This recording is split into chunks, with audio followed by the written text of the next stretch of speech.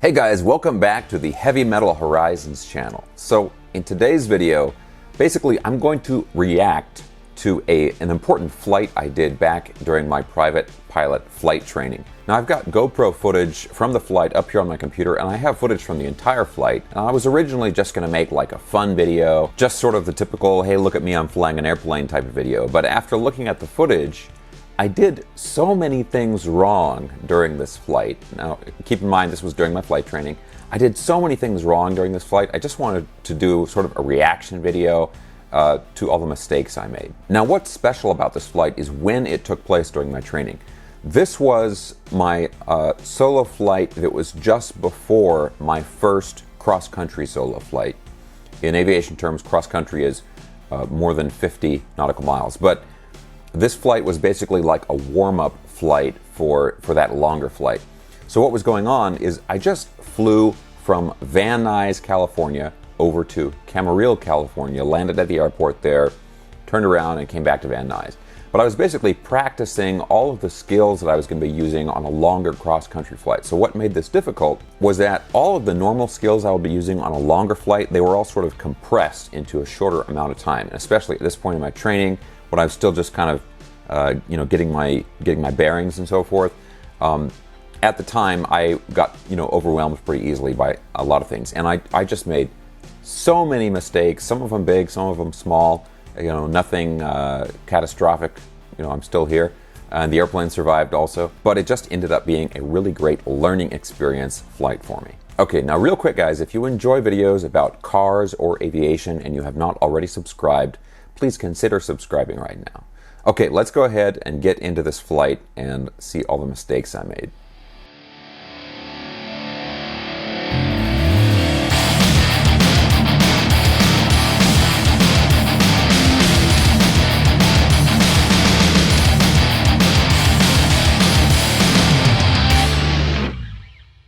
Okay, so another thing that was kind of important about this video is my instructor and we had originally tried to schedule my cross-country flight, my first cross-country flight, for a couple weeks actually prior to this, and because of various scheduling problems, there are some weather issues and things like that, I was not able to do it. And so, rather than me not having much experience like for a couple of weeks and then going on that cross-country flight, he's like, why don't you do a shorter flight first just as a warm-up, and then you can do the cross-country flight. So, I was looking forward to the longer cross-country flight, and then I needed to do this one. I think I was a little bit like, this will be nothing, We are taking a nice little trip. We're taking a nice little trip to Camarillo. Formation Lima.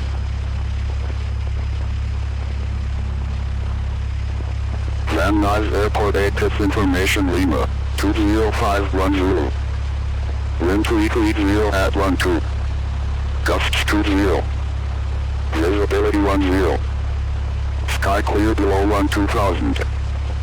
Temperature 27. Dew point -3. Altimeter 3010. Visual approach in use. 3010. Landing and departing runway 34 left and right. Taxiway equipment closed. Personnel and equipment working adjacent taxiways and runways. Runway 34 right visual approach slope indicator out of service. Hazardous weather information for California or coastal water. Available on flight service frequency. Advise on initial contact. You have Information Lima. Alright, Information Lima. And I'm gonna switch over to Van Nuys clearance delivery. So the first thing I'm doing is contacting, I'm getting the ATIS first to get all the wind conditions and everything at the airport. And then I'm contacting Van Nuys clearance delivery. So basically I'm going to be talking to ATC during this entire flight as I'm going along. And I'm getting like my transponder code and everything before I head out. Okay, so I'm going to make a cold call. I'm going to make my flight following request to Camarillo at 3,000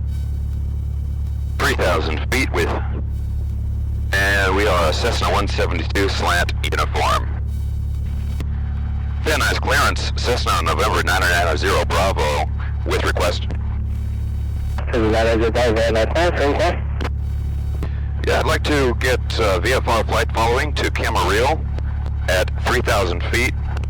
We're a Cessna 172 slant uniform. That is a Bravo, we'll go west 4,500, okay? Say again? So Niger Bravo, go west 4,500 for altitude. Negative 3,000 feet. Go west go even altitude 4,500.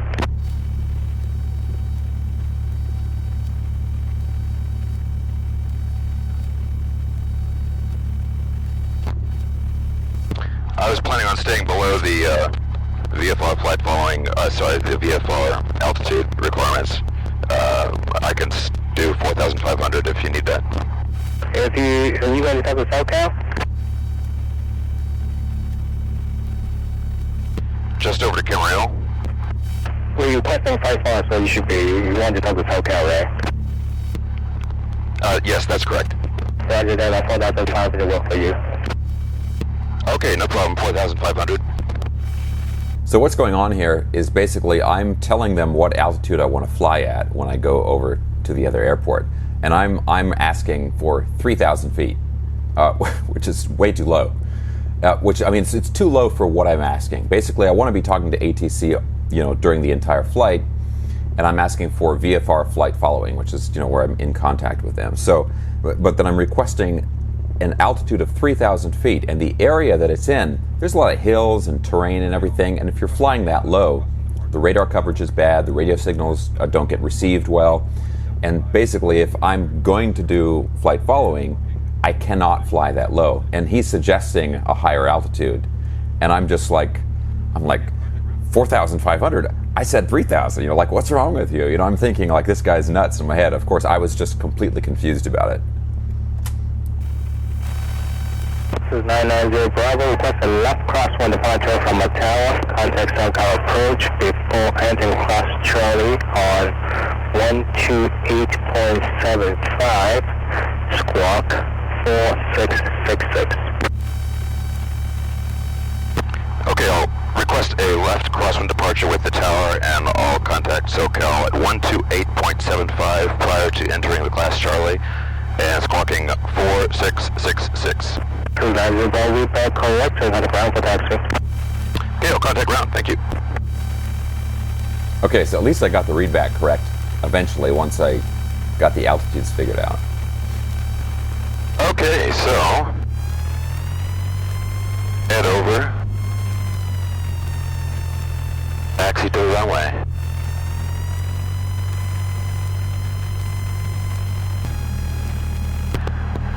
Van Nuys ground, Cessna November 990 Bravo at Alpha 2 Alpha with information Lima, ready to taxi.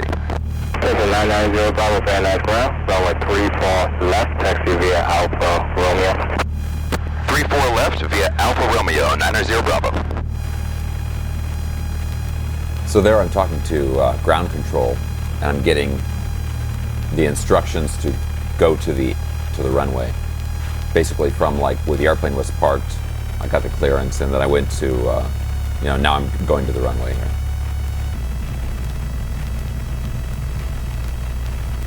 Okay, so we're just going to take off, left crosswind, go through the pass, Camarillo, no big deal, be on top of the radios. So you probably noticed I talk a lot to myself. That's a really common thing. I did that for two reasons. One is obviously I knew I had the video running and I wanted to watch the video back later on. And so it just helps me remember what's going on during the flight, that kind of thing. And also just saying things out loud, it helps ingrain that in my memory, so I'll build good habits and that kind of stuff. Alright, so okay, got my seatbelt on, flaps are up, all this good stuff, avionics, lights on, transponder is set.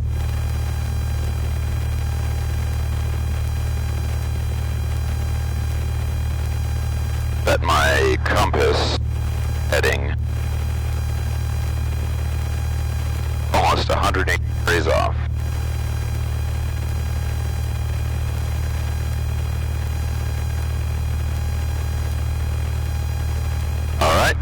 compass is set. Okay, on the brakes. Fuel's on both. Trim. Trim is set to take off. Flight controls. Flight controls, free and clear. Mixture, best power, primers in and locked. Go up to 1700 RPM. Okay, there's 1700, test the mags. Right. Okay, back to both. Left. Okay, back to both, good. And carb heat. Okay, it'll drop, good. An alternator. Good. And all the engine gauges look good. Suction, oil pressure, oil temperature. Okay, good. So I'm going to check the idle. And back up to 1,000. And I'm going to check my throttle friction. My old enemy. Okay, run-up is complete.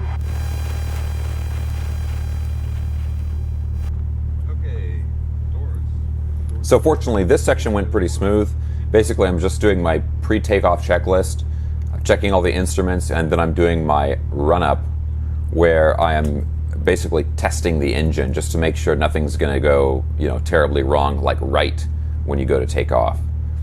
But yeah, that part went fine, fortunately, and then we just did the takeoff here. Van Nuys Tower, Cessna, November 990 Bravo, holding short of 34 left for a left crosswind departure. Cessna 990 Bravo, Van Nuys Tower, 34014, gas 191 with 34 left. Clear for takeoff, that crosswind approved, leaving 1,800. Okay, left crosswind approved. Clear for takeoff, 34 left, 90 Bravo. Okay, so there's something important there when he gives me that takeoff clearance, because he's telling me the wind conditions. And it's 350 at 14, gusting 19. So what that means is 340 is the direction, the heading that the wind is coming from. 14 is the speed, and 19, gusting 19. It's saying it's normally 14, it's 14 knots, and then it's occasionally increasing in speed up to 19 knots. Now, for a small plane, that's a decent amount of wind, but fortunately, the heading of the runway is also 340, so the wind is coming right down the runway, so it's a straight-on headwind. So that's, if it was a crosswind at 14 knots, I would not be flying, but if it's a headwind, it's fine.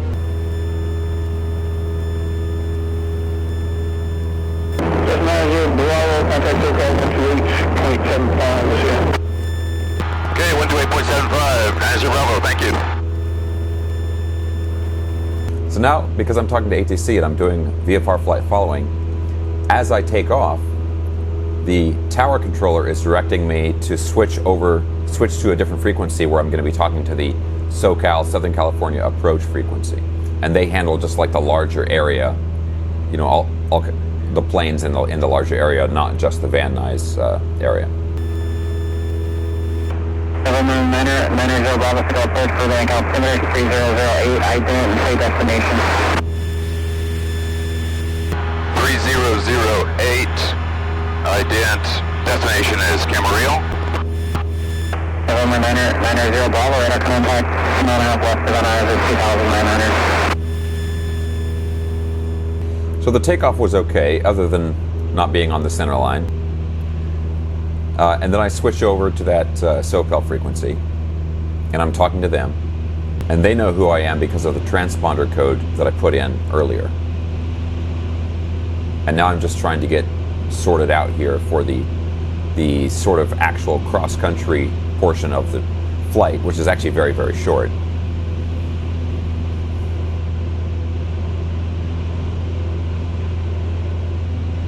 I've gotten up to the 4,500 foot altitude, which is, what they suggested. And I'm just getting established. I'm getting the airplane trimmed and, leaning the mixture out and everything, just kind of getting established in my cruise. November 990 Bravo, connect point, the approach 128.65. Okay, I'll contact point to approach 128.65, 990 Bravo. And then at that point, the SoCal approach controller is switching me over to the Point Magoo approach controller. So I have to change frequencies again. Point Magoo approach, Cessna November 990 Bravo with you at 4,500. November 990 Bravo, Magoo approach. Information Tango, clear at your room.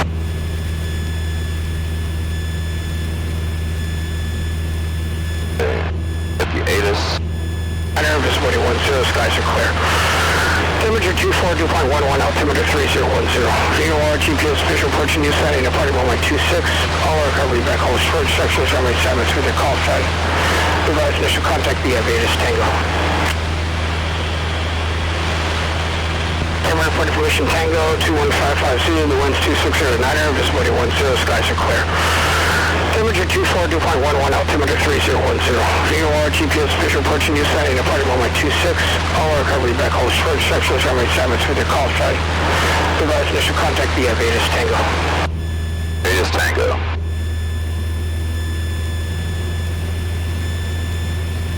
November 90 Bravo, is approach.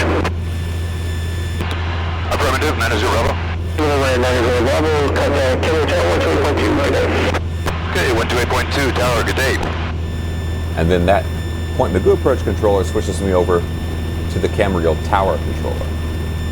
Camarillo Tower, Cessna November 990 Bravo, inbound for a full stop at the airport in sight. 990 Bravo, Camarillo Tower, verify information Tango. Affirm, I have information Tango. 90 Bravo, make sure to runway 26, cleared to land, wind at 240 at 11. Okay, runway 26, cleared to land, 90 Bravo. So there's a couple things there. One mistake I made right there was when you call the tower and you have the ATIS information, you're supposed to tell them that you already have that information. And I didn't tell them. I did have it, but I didn't tell him that. And so he had to make a second call. He says, verify you have information Tango. I'm like, oh yeah, I've got it. But I should have, you're supposed to do that in the initial call. Now the other thing is he gives me the wind conditions for the airport, which is 240 at 11. So that means the wind, or the heading that the wind is coming from, is 240, and it's at a speed of 11 knots, 11. And if I had had that wind over at Van Nuys, it would have been a problem because that would have been more of a crosswind. But here, the wind is coming from 240 and the runway heading is 260. So it's very close. So it's going to be a headwind with just a very slight left crosswind component. So it's going to be fine. But keep that in mind when you see my landing because I'm sure I'm looking for excuses for having a bad landing.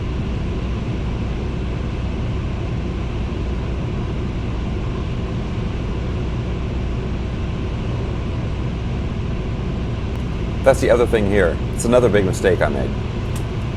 Is I was staying at 4,500 and I was just cruising along there until they switched me over to the tower controller and until he had, gave me the clearance or he tells me to come in to the airport. That was a mistake. What's happening now is I'm going to have to end up losing a lot of altitude in a short amount of time or a short distance. And I should have been anticipating. I should have basically just started my descent much earlier. So I'm doing it now, but this is pretty late.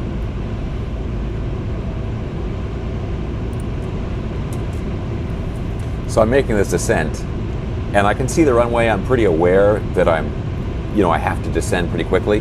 You can actually see on this video, you can see the vertical speed indicator instrument there, and it's well over 1,000 feet per minute down. It should be like half that.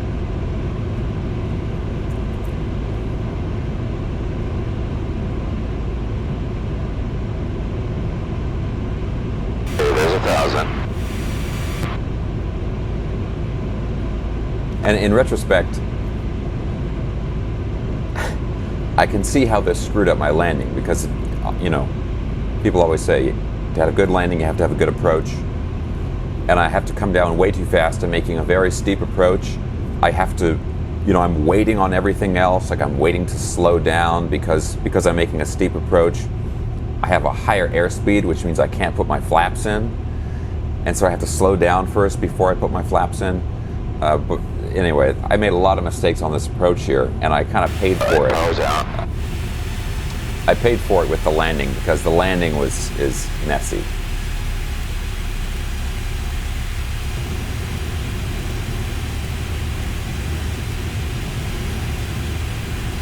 All right.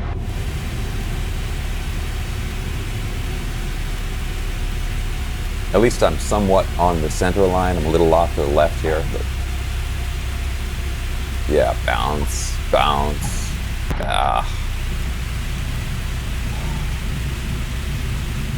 Okay, carbide off, flaps up. So I came in too fast. Let's actually look at the landing from the other camera angle on the wing, because then you can really see how the wheels are touching down. So I'm coming over the threshold, and I'm floating, just floating, floating. Just touch the wheels, and then I come up again, and then again, and then again. Finally. Okay, so it's like 3 bounces. They're not hard bounces, but I'm just coming in with way too much speed, and I'm kind of doing like this kind of thing. But that can actually be really, really dangerous sometimes, because if you come in like that, and if you hit too hard and then bounce up, the airplane can do something called porpoising, which is basically where it's going like this, but each time it goes down, you're bam, bam, you're hitting the runway. And what can happen is if it starts oscillating and going like this, and then if it gets too high and comes down too steeply, you're going to whack the nose wheel on the runway, and in some cases it'll collapse the nose wheel, and then game over. So fortunately this wasn't that bad, but it was a chain of events, right? It's like, because I started my descent too late, I had to cut a lot of altitude quickly. That got my airspeed up. And because I got my airspeed up, I had to wait to put my flaps in. Now, there are a lot of ways I could have avoided this or even dealt with it. But at this point in my training, I was not really well equipped. The main thing is I just should have started my descent much earlier. And that would have, made my approach way, way, way better. Anyway, like I said, learning experience.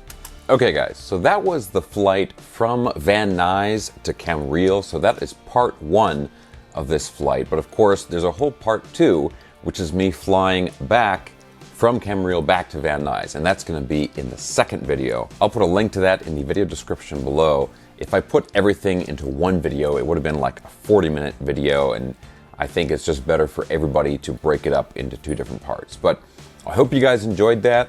It's really great for me to look back at this footage now and just see all the mistakes I made, and seeing myself going through that learning process. So I hope it's been really helpful or interesting for you guys as well. So again, stay tuned for part 2 of this video, and if you enjoyed this, please give me a thumbs up, subscribe if you haven't already, and I'll see you soon.